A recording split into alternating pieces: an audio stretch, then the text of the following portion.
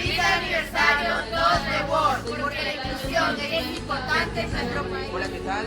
Soy el licenciado Mauro Ángelo Martínez, de Argentina, y les quiero enviar un cariño muy grande a todo el equipo de Touch the World por su primer ¡Feliz aniversario! Yo Touch the World. ¿Y vos? Yo apoyo a la inclusión. Hola, soy Brunella Horra y quiero desearle un feliz aniversario a Touch the World. Un beso grande para ustedes y feliz ¡Aniversario Touch the World! Por supuesto, así que bueno, nada, informarle a todas las personas que están tras de esa pantallita de que hay que siempre estar apoyando e incluir a los chicos con capacidades diferentes. Así que Y nos puede dar una gran lección de vida. totalmente, muchas veces nosotros pensamos de que son diferentes y en realidad a veces los diferentes somos nosotros. Feliz aniversario Touch the World. El Perú tiene que ser inclusivo. Es importante guiar y enseñar a nuestros hijos que todos somos iguales. Hola, ¿qué tal? Quiero enviarles un besote y un abrazo enorme para los chicos Touch the World que están de aniversario. En serio, un abrazo enorme porque la inclusión en nuestro país para los niños es súper importante. Así que les pido un besote enorme para toda la gente de Touch the World. María Arroyo y Lady, que sean los técnicos, y a celebrar. ¡Salud! Soy Nati Otero y le quiero mandar un beso grande y un feliz aniversario a esta radio magnífica que se encarga de un tema tan importante, Touch the World. Hola, ¿qué tal? Soy un día especial por el día de su aniversario a la radio Touch the World. Aniversario Touch the World. Un enorme abrazo y un enorme saludo para el programa Touch the World, que está cumpliendo su primer añito. Que sigan los éxitos y bueno, pues un caluroso abrazo y ¡Feliz aniversario Touch the World!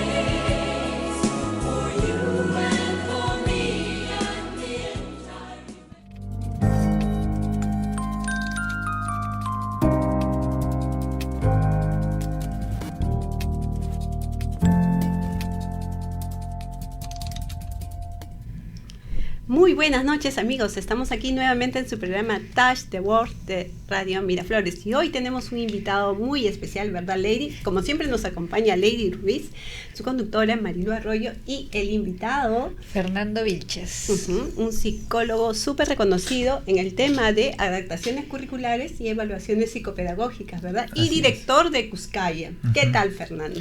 Bien, bueno, ante todo muy buenas noches, gracias por la invitación nuevamente ahora para hablar. Creo que la primera visita quedó el tiempo bastante corto por un poquito de hablar de evaluaciones psicopedagógicas y ahora complementando más con las adaptaciones curriculares, ¿no?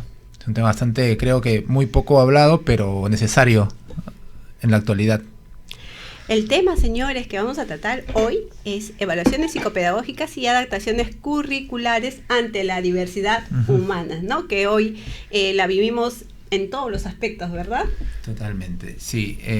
Bueno, creo que es bastante importante el poder definir de dónde parte o qué es lo que origina o motiva que se dé una adaptación curricular, ¿no? Entonces, cuando hablamos de diversidad, se entiende de que obviamente el estudiante, todo siempre hablando del contexto educativo, presenta una necesidad educativa especial.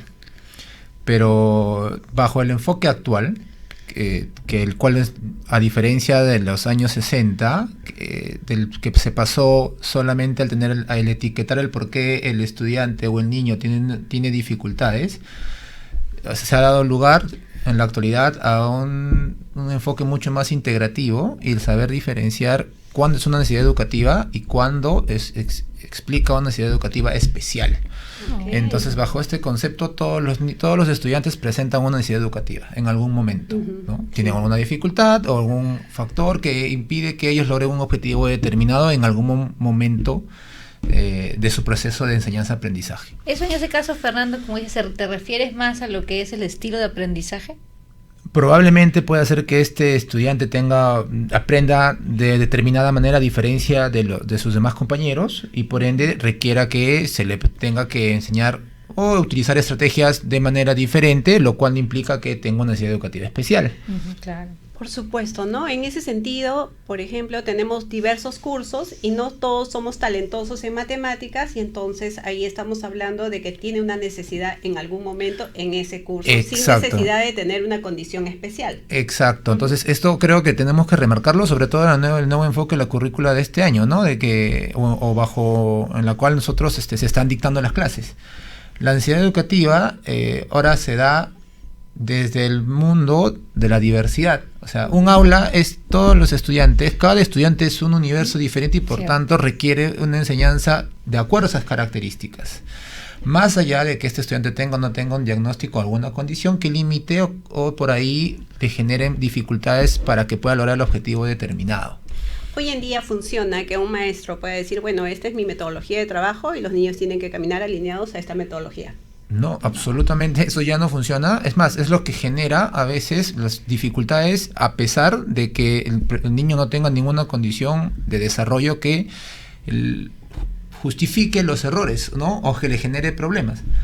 Entonces, bajo este enfoque todos los padres de familia, y creo que, es más, la directiva 019 de este año, porque ya está normado, dice bien claro y especifica ello, ¿no? Cuando un estudiante tiene una dificultad, el docente tiene que responder a esa dificultad, a esas necesidades, con diagnóstico, sin diagnóstico, con limitación o sin limitación de este estudiante. Tiene, ¿no? un estudiante ahí con dificultad y tengo que abordarlo, yo ya veo las estrategias y tengo que implementar para su aprendizaje. Exacto, ¿no? Entonces, por ahí ya todos sabemos que el docente sabe que la diversidad no solamente es a este grupito de niños que tiene alguna condición de desarrollo, sino absolutamente todos, ¿no? Creo que no podemos hablar de que un aula es homogénea, pues como muy bien lo mencionas, cada estudiante, cada grupo que nos toca durante los años de dictado es que tiene sus particularidades de aprendizaje. Y bueno, como docente es importante al inicio nomás realizar un diagnóstico, ¿no? Cómo es que aprende, o conversar con la maestra anterior, qué grupo me estás enviando, quién tiene necesidades especiales, si hubiera un niño inclusivo,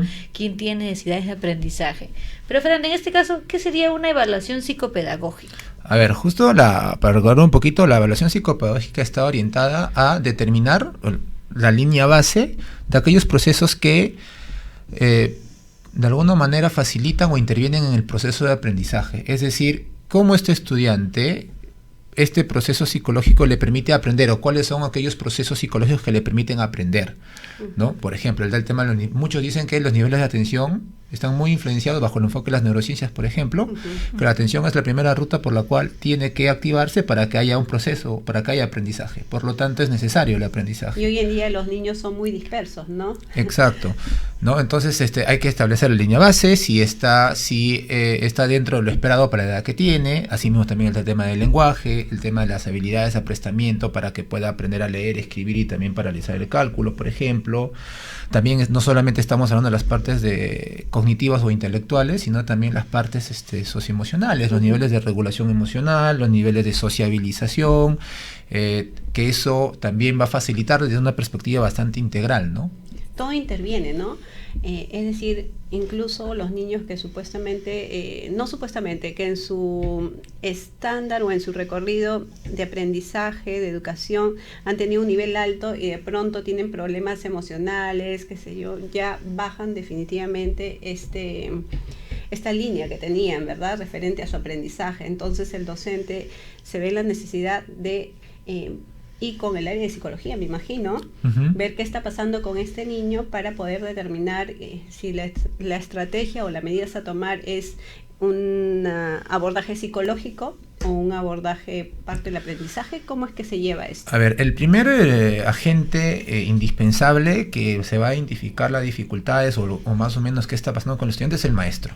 O sea, el maestro es el primer gran filtro. Entonces el primer agente que tiene que tomar acción es el maestro. O sea, él tiene que comenzar a establecer qué estrategias, implementar estrategias de su propia perspectiva pedagógica, porque él conoce al estudiante, sabe cómo aprende, de qué manera se le facilita o no.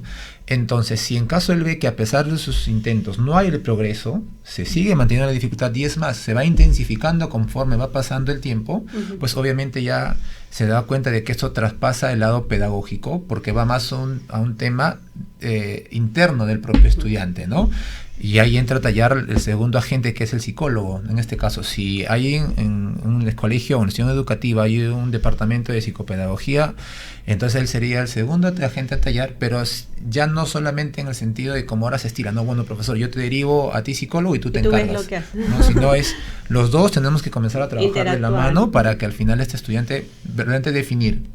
¿Tiene una necesidad educativa especial o simplemente tiene una necesidad educativa? Puede tener una solución a la necesidad que tiene en ese momento. Exacto. Bueno, que no en ese momento, ¿no? Que se está dando.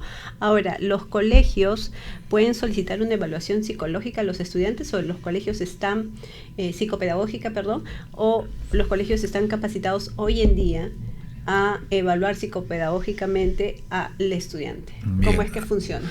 A ver, capacitados creo que sí lo están. Por lo menos a evaluar psicológicamente. A veces yo cuando caigo en cuenta qué hace, o si me pregunto si qué hace que el personal o el profesional sea competente haciendo una evaluación psicopedagógica más allá de que tenga el nombre. Claro. No si he llevado un diplomado, si he llevado una formación, sino verdaderamente esa evaluación es la evaluación psicopedagógica, ¿no? Entonces yo primero me preguntaría eso. Porque una evaluación psicopedagógica implica analizar muchas variables que van mucho más allá solamente de aplicar test psicológicos. Exacto. ¿No? Entonces, en ese sentido, sin de repente descalificar la competencia profesional de los psicólogos que trabajan en colegios, yo me preguntaría eso primero, pero yo veo complicado, número uno, que en un colegio se haga una evaluación individual de corte psicológico, y mucho menos de corte psicopedagógico por el enfoque y los objetivos que persigue un psicólogo en un colegio. O sea, sabiendo que solamente a veces hay un psicólogo por colegio, imagínense, si estamos hablando que hay más de 100, 200, que yo me dedico un tiempo a evaluar, 500. O 500, que me evalúe a un solo estudiante, eso verdaderamente prácticamente es casi imposible. ¿No? ¿Qué se recomienda, no, para una cantidad de alumnos o de estudiantes?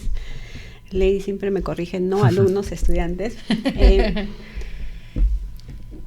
¿Cuántos psicólogos deberían haber, ¿no? Si tenemos 3 niveles de educación, primaria, inicial y secundaria.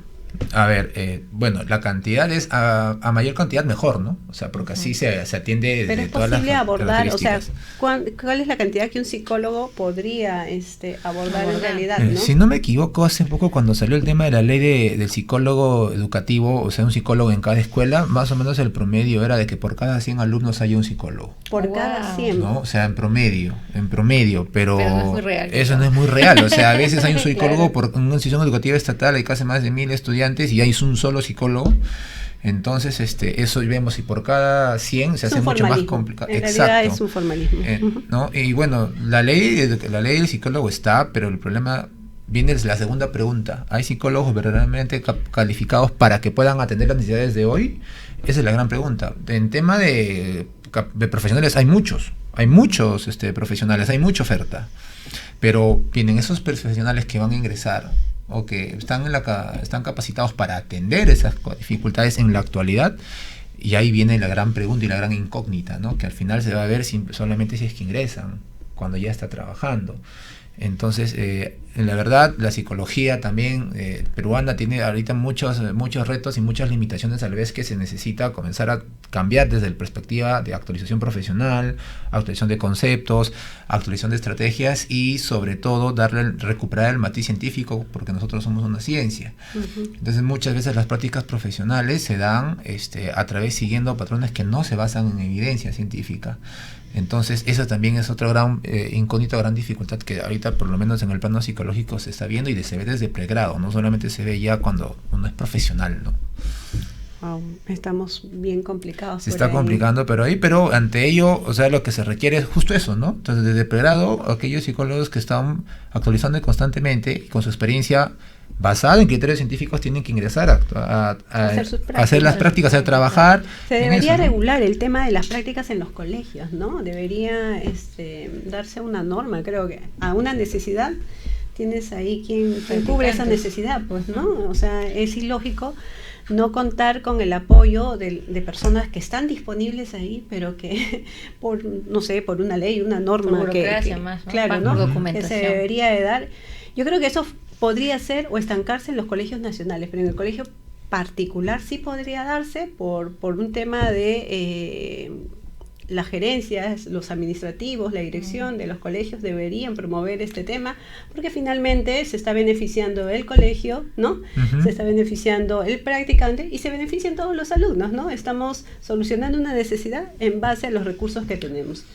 Y en los colegios privados sí podría aplicar sin ningún problema, ¿no? Claro, o sea, es mucho más factible ahí, número uno, por la cantidad de población que hay, o sea, es mucho menor que un colegio estatal, y también porque las decisiones se toman a nivel mucho más individual, ¿no? Ya no es solamente política educativa a nivel de Estado, sino implica ya que yo como dueño de un colegio, como administrador de un colegio, yo tengo este enfoque y me preocupo por mis estudiantes. Y como en realidad como responsable de la educación, ¿no? Porque sabemos que el tema de poner un colegio implica muchas cosas, ¿no?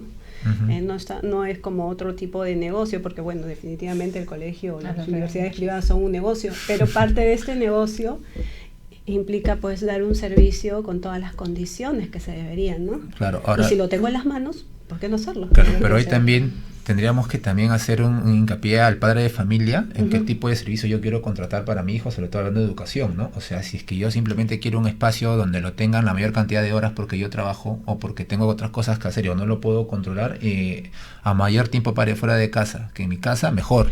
Lo que pasa es que también tiene que ver que no hay una cultura, ¿no? De la necesidad de un psicólogo, y hoy en día es más que comprobado que vivimos en un mundo de emociones sin regular, ¿no? Y sobre todo que estamos hablando de niños que pueden aprender a autorregularse desde pequeñitos. Sí. Entonces, si necesitamos el apoyo de los profesionales especialistas en estos temas, que son los psicólogos, deberíamos trabajar con ellos, ¿no? Es justo como yo lo comentaba a cada papá, le digo, bueno, yo cada vez que, por ejemplo, cuando dicto clases en la universidad, les digo, hay que psicoeducar a los papás. Claro. O sea, los papás hay que hablar de psicología, hay que hacerles entender por qué se les evalúa, en qué consiste una evaluación. ¿Por qué crees que no tengamos como cultura esta conciencia de recurrir al profesional, que en este caso es psicólogo? Sigue habiendo estos mitos, estas etiquetas también a los psicólogos, ¿no? El que va con un psicólogo es que está grave, tiene un problema de salud mental fuerte. Es que a veces simplemente, exacto, es por cultura, pero también es porque nosotros los profesionales esperamos que la gente acuda al consultorio y no nosotros acudamos a la gente. Entonces, en la medida que nosotros traslademos más salir del consultorio y ir a las calles, ir a concientizar. Por eso estás aquí. Exacto, ¿no? O como estos espacios Claro, para concientizar y hablar, la gente se va a hacer mucho más común y va a decir, oye, está bien ir al psicólogo. O sea, por ejemplo, había mamás justo ahora en el consultorio, había una mamá que su niña había sido con diagnóstico de TDAH a los 10, 11 años. Y la mamá justo ya después que está acudiendo de un mes me dice, a mi hijo siempre lo he llevado a terapia desde los 2 añitos, 3 añitos, por el mismo tema de conducta. Pero nunca me habían explicado como acá usted me ha explicado. Claro, es que importante es que también se le diga de que tiene que hacerse una evaluación, ¿no? En este caso me quedé con la duda con respecto a lo que es evaluación psicopedagógica. ¿Lo puede hacer el docente, el psicólogo? ¿Lo determina o es necesaria una evaluación externa? No, a ver, la evaluación psicopedagógica lo hace exclusivamente el psicólogo, con ayuda del maestro, en el sentido de que el maestro es el que proporciona la información, ¿no? Porque es vital, porque si yo, por ejemplo, si la evaluación es externa, no se puede hacer en el colegio. Ahora, acá quiero hacer un paréntesis. La evaluación psicopedagógica más avanzada, por ejemplo, en otros países, como el mayor referencia en España, lo hace en el colegio. ¿Por qué? Tiene un equipo. Tiene un equipo transdisciplinario que puede verdaderamente, que responde a todas las necesidades del colegio. Aparte que esa evaluación me va a ayudar justamente con lo que hablamos del tema, a poder adaptar curricularmente. Exacto. curriculares. Entonces, Ajá. Con respecto a lo que es adaptación curricular, ¿cómo un docente sabe que tiene que adaptar? Divide al grupo en estilos de aprendizaje, lo divide con regulares y niños con inclusión. ¿Cómo el profesor sabe que debe adaptar en su aula? A ver, la adaptación curricular nace a partir de un currículum flexible e integrador, ¿no? Entonces, las adaptaciones curriculares no son como pensábamos anteriormente, de que, muy bien, bueno, adapto lo curricularmente a ese niño es inclusivo, perfecto, lo mando entonces, si el niño está en cuarto, ya que haga actividades de primero de primaria. Entonces, porque así lo estoy adaptando, estoy incluyendo, lo está logrando, pero la pregunta es, ¿en base a qué criterios yo lo estoy, esas actividades realmente responden? Entonces, ahí entra a tallar el trabajo psicopedagógico, el trabajo del psicólogo. Justo evaluamos, ahí se evalúan los procesos y se establece, como le digo yo, ¿no?, las líneas base de desarrollo de cada proceso que integra o que va a facilitar el aprendizaje, por ejemplo, para cuarto de primaria, ¿no? Niveles de las habilidades de aprestamiento, los niveles de atención, los niveles de adaptación, el funcionamiento intelectual, por ejemplo, para que identificar si ese niño verdaderamente la dificultad que tiene, es decir, no aprende, porque tiene de repente su desarrollo intelectual no está a la par a la edad que tiene, por lo tanto las actividades tienen que adaptarse. Reducidas.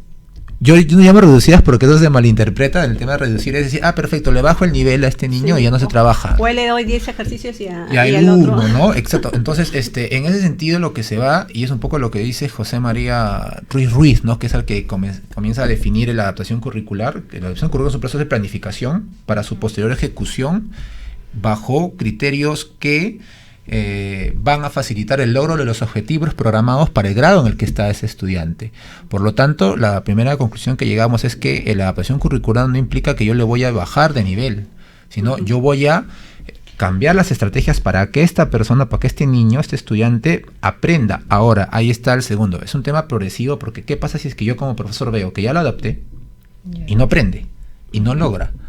Por lo tanto, ahí viene otro tipo de adaptación, y una adaptación curricular especial individualizada, porque yo voy a generar los objetivos curriculares generales, los voy a hacer exclusivos para este estudiante, porque este estudiante presenta características especiales que, si es que yo me rijo y soy tan cerrado con el currículum, lo único que voy a hacer es frustrarlo y no voy a llegar a nada, ¿no?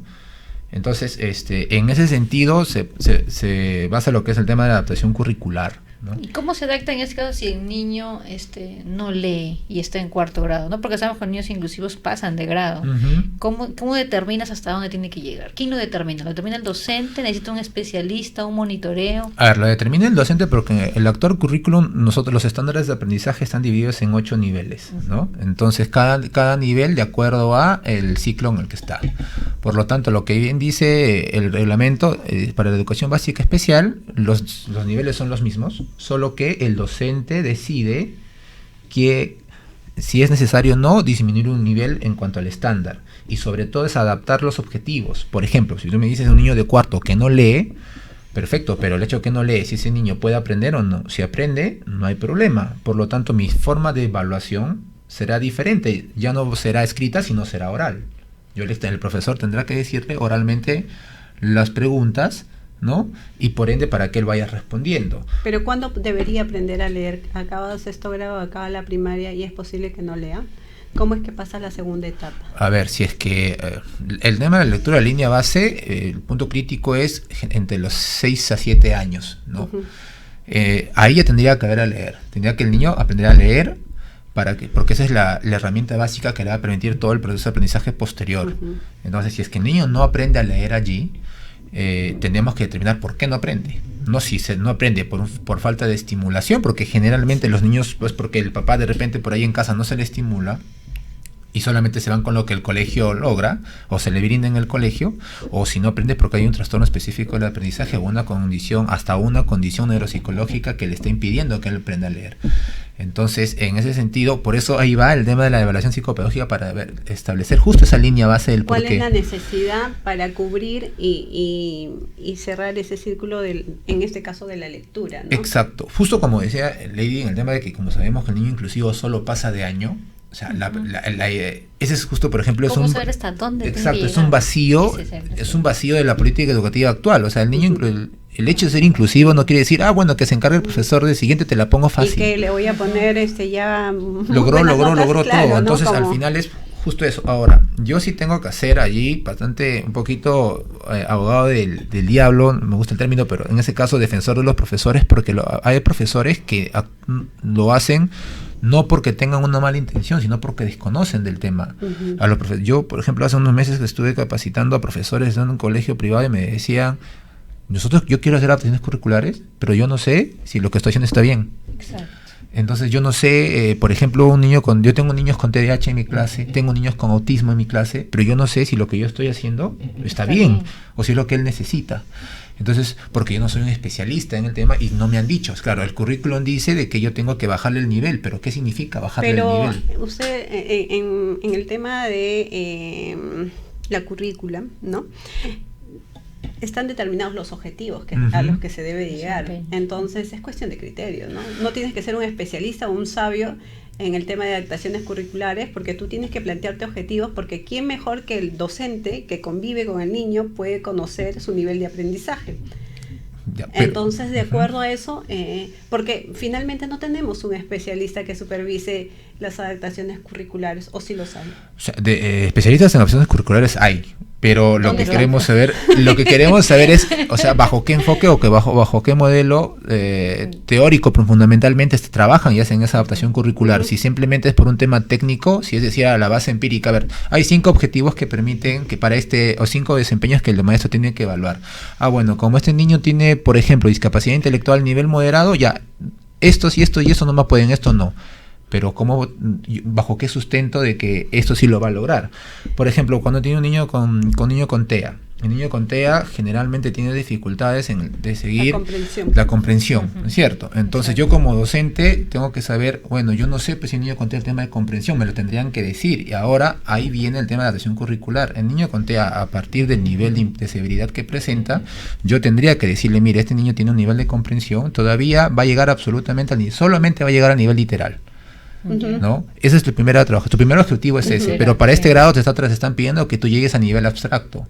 Por lo tanto, tu objetivo primario es el nivel literal. Ese es el objetivo. Pero porque es el proceso dentro de esa condición. Exacto. Pero para ello, mi duda, y siempre caigo en la misma pregunta, ¿no? ¿Qué está pasando en el caso de que la profesora adapte y vea que cubren necesidades básicas de adaptación, ¿no?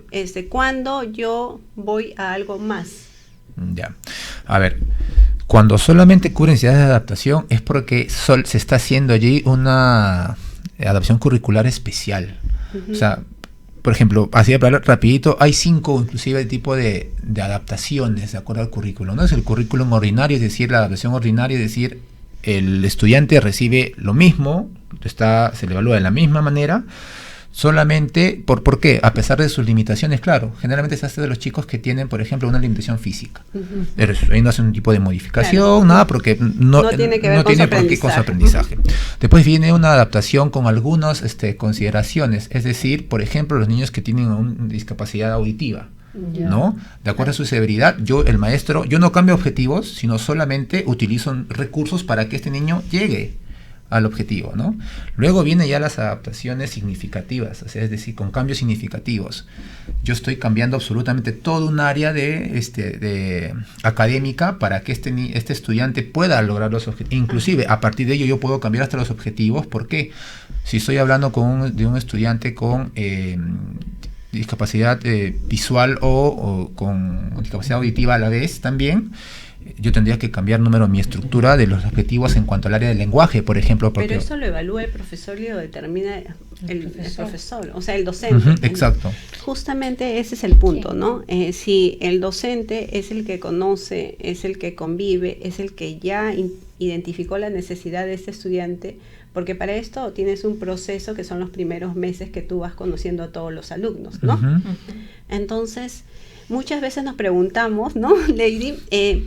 ¿Cómo es que y los maestros, ¿no? Pero acá está adaptando el maestro de esta manera y él puede hacer más, ¿no? Si el profesor realmente se estaría esforzando en conocer a su estudiante o simplemente estaría entregando algo por formalizar su trabajo, ¿no?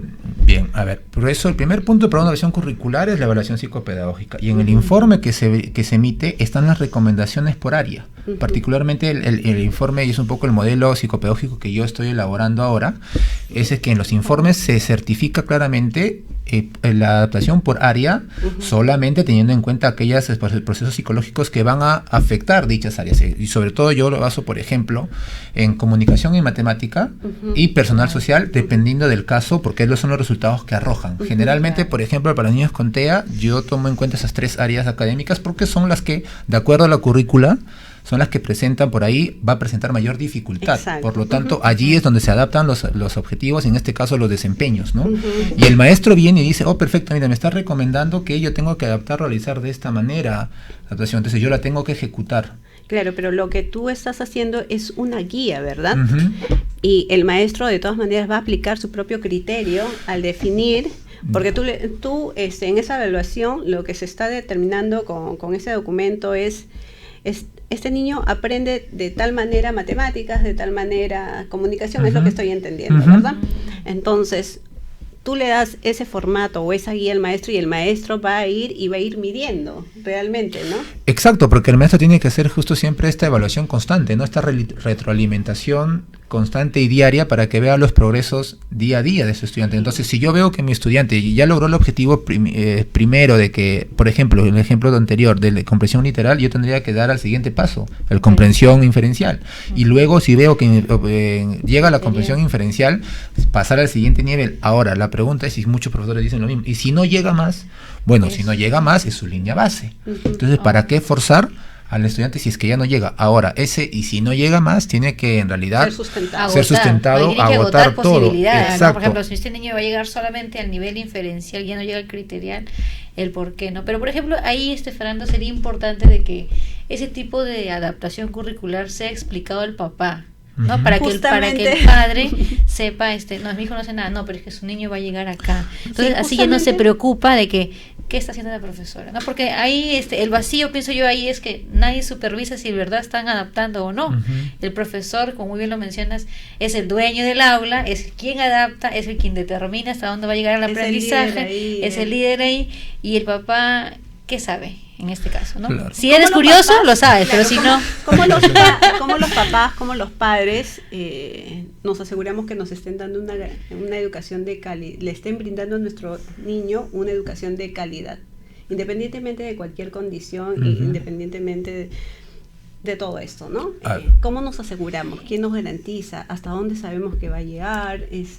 ¿Cómo vemos el tema referente a...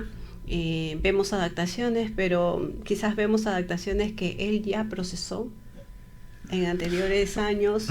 A ver, los profesores siempre, yo respondo a esa pregunta con otra pregunta, porque los profesores también lo manifiestan y dicen, a ver, con este nuevo enfoque de sobre todo las calificaciones, la calificación literal A, B, C, cómo ponerle a un niño, si le pongo B, pero si es inclusivo le tengo que poner A siempre porque no le puedo poner B, pero no poner C. Hay nota mínima, 14 que deben poner sí o sí. Entonces yo le digo a los maestros, mire maestro, si el niño no logra el desempeño, a pesar de que usted se ha esforzado, ¿qué significa? Que tiene C. Tiene C. Entonces, ¿no es cierto? Sí. Ahora, la pregunta es, y el papá, si es que por norma, ahora, justo también es un debate ahorita desde el propio ministerio, porque cuando le preguntan, oye, pero ¿por qué yo tengo que poner un niño inclusivo A si es que no logró? Yo me pregunto ahí, primero, si ese niño es inclusivo, ese niño ha sido adaptado curricularmente. Entonces, si es que yo como docente le he adaptado curricularmente y el profesional he trabajado de la mano, no es posible que el niño inclusivo no logre el objetivo que yo he programado si le estoy adaptando. Entonces, si no adaptaste. Exacto. Entonces, si no adapté, eso implica que yo no he hecho una buena adaptación curricular porque no he establecido un objetivo que verdaderamente esté en función a las características del estudiante. Entonces, yo le respondo al profesor, bueno, sí tienes razón. Entonces, un niño inclusivo primero no puede jalar porque eso implica... Tú le estás dando las herramientas para que pueda llegar.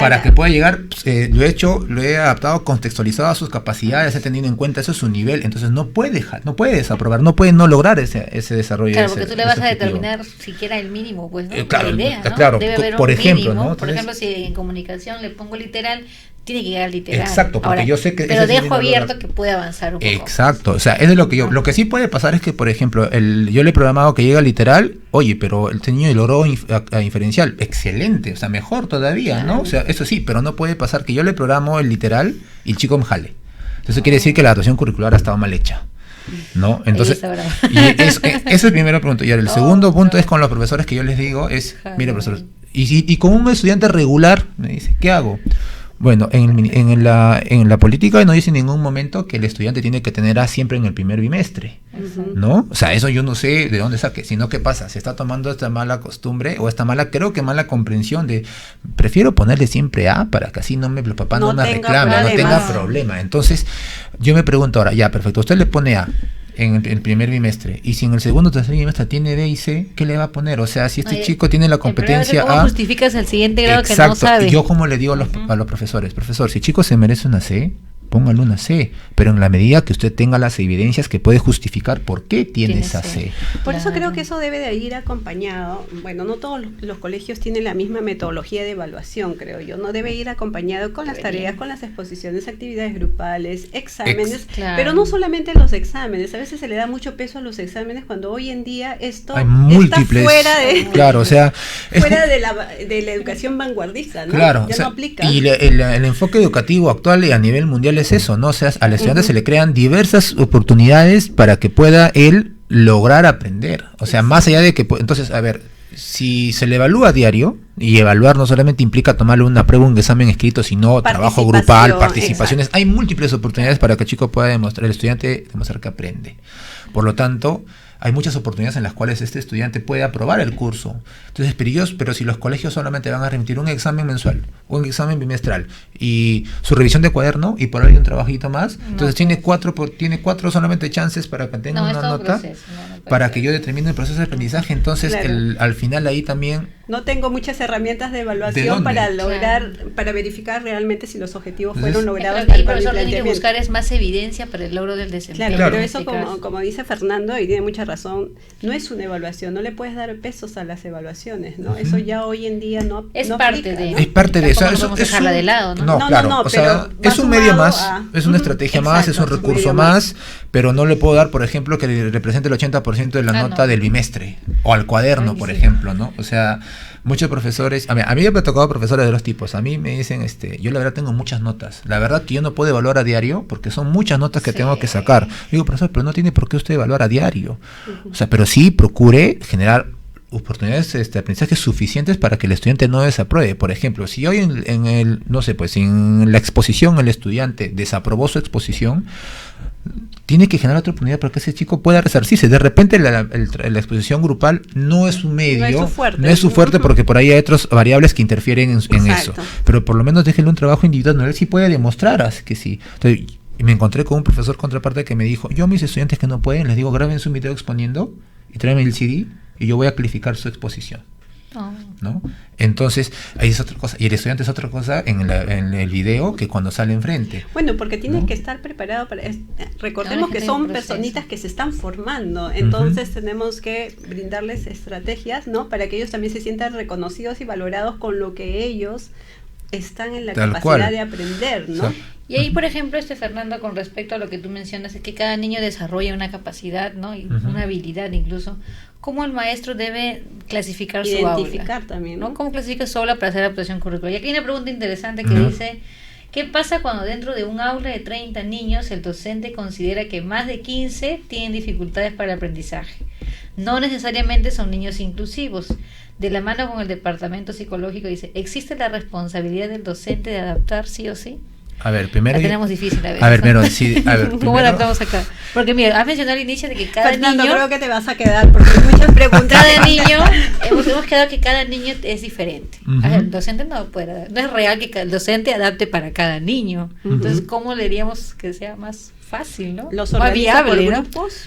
A ver, número uno, los estudiantes, o en este caso los niños, no van al colegio para que todos aprendan lo mismo, ¿no? O sea, segundo, y al estudiante hay que darle lo que necesita, no lo que el profesor quiere que aprenda, Entonces, en este caso hay que... Te estás ganando tus estrellitas, ¿no? Fernando, definitivamente. Entonces, bueno, eres un capo en o sea, esta materia. particularmente yo siempre soy eso. Ahora, en ese caso que hace la pregunta, Natalie, creo que porque también la conozco justo, es qué pasa cuando 15 niños, el profesor dice, este chico tiene dificultades de aprendizaje. Bueno, profesor, ¿por qué? Pregunto, ¿no? ¿Por qué usted considera eso? Miren, no me aprende, tiene dificultades en leer, no saben, no comprenden, tengo que repetirle varias veces el tema de conducta. Va a haber muchas variables que van a justificar o explicar por qué no aprenden. Ahí viene justo el tema. Muy bien, profesor, si usted considera de que esos chicos tienen dificultades, hay que abordarlos porque no están aprendiendo. Para eso sirve la evaluación psicopedagógica, hay que evaluarlo. Pero ahí viene la siguiente pregunta. ¿Qué pasa si en la evaluación el niño salen, de los 15, 10 salen que no tienen ningún tipo de problema, todas sus capacidades están en torno a la edad esperada, ¿no? Pero 5 sí ya meritan, por ejemplo, ¿no? Entonces la pregunta es, bueno, profesor, estos niños están bien, o sea, psicológicamente y desarrollo tienen todas las facultades dentro de lo esperado para que puedan aprender. El problema es que por ahí de repente no estamos buscando de que todos aprendan lo mismo, de la misma manera, buscando que todos aprendan lo mismo al mismo nivel. O sea, por ejemplo, si a Pepito no le gustan las matemáticas, yo no voy a pedir a Pepito que saque 20 siempre, ¿no? Claro. Pero claro, eso también yo entiendo al profesor y me pongo desde su plano porque yo también he sido docente y claro, como docente a nosotros a veces nos cuestionamos que por ejemplo, por ahí tenga 10 estudiantes que no están al mismo nivel, que no aprenden, y yo me cuestiono que soy mal docente, ¿no? Entonces, la primera pregunta ahí la primera acción que tendría que tomar es cambiar y hacer algo para tratar de que esos 10 sean 5 y de esos 5 verdaderamente ya termine circunscribiéndose a factores internos propiamente del estudiante, ¿no? ¿Y cómo dividimos el aula? Ya, ¿cómo dividimos el aula? Ahí viene una gran incógnita, de acuerdo Henry, a las necesidades que presentan, ¿no? Por ejemplo, si tengo 15 niños que no leen, pues obviamente presentan una misma necesidad. Y yo tengo que ser ahí en esa parte bastante estratégico. Junto a los 15 mi programa de intervención, exacto, de acuerdo a su necesidad. Por eso decía que hay que darle lo que ellos necesitan, ¿no? Pero en este caso, de acuerdo a su necesidad, si en un grupo pongo 5 niños que no leen, no funciona así. A ver, ¿así lo ves? Yo lo estoy entendiendo así. Yo pondría niños que saben leer con niños que no saben leer y que intercambien. En el momento de lo que pasa es que exacto, a ver, ese segundo paso sería cuando por lo menos estos niños que no leen hayan desarrollado las habilidades básicas primero, a un nivel para que los niños del otro primero que sí saben leer puedan complementar, ¿no? Porque de repente el niño de primer año quiere hacerlo, pero el niño no puede. Entonces termino frustrando al niño que sí sabe y el otro también se frustra. Entonces primero tendría que desarrollar las habilidades básicas para la lectura y luego de ahí que lleguen a un nivel funcional, como yo lo he determinado, ya ahora sí ustedes pueden contribuir a que sus compañeros aprendan a leer. Pero yo no lo puedo mandar, por ejemplo, yo sé que las intenciones son las mejores del maestro, ¿no? Quiero integrar, generar un clima de solidaridad. No de cero, tiene que haber una base. Tiene que haber un trabajo previo, ¿no? Para que recién el niño pueda ayudar en ese proceso también. Wow, Fernando. Y falta hablar más de evaluación. Sí. Ya se acabó el tiempo. Sí, ni 3 preguntas hemos visto, de todas maneras, pero es un tema muy importante que muchos docentes nos están siguiendo y es bueno que conozcan, ¿no? De todas maneras, no sé cómo podríamos programar, de hecho no sé cómo, sí sé cómo.